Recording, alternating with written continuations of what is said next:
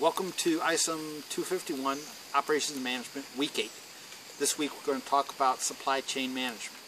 I want to talk a little bit about the trade-offs between cost, trust, and technical competence in your suppliers.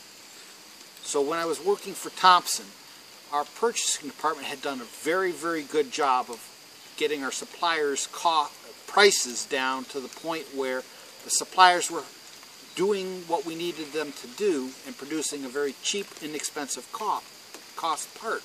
But the problem with that cheap price was that we would end up having to provide our own technical wherewithal, technical engineering support to those vendors. And that form happened to be me going to the vendors to help them figure out what was going wrong with their process. That's all right if that cost is incorporated somewhere in your company's pricing structure, but typically purchasing got the benefit of having a cheap price. Engineering took the brunt of the cost of having to pay for a trip to the vendor to fix that problem.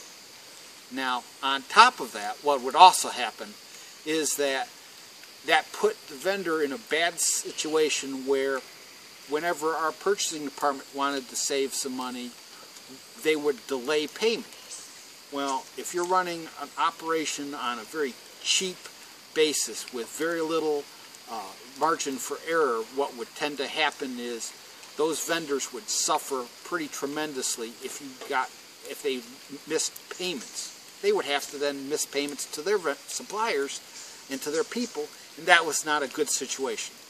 So really, you have to trade off cost consciousness, and trust with your vendors and with your suppliers, and that's really something that you need to take into account when you're setting up your supply chain. Thanks very much.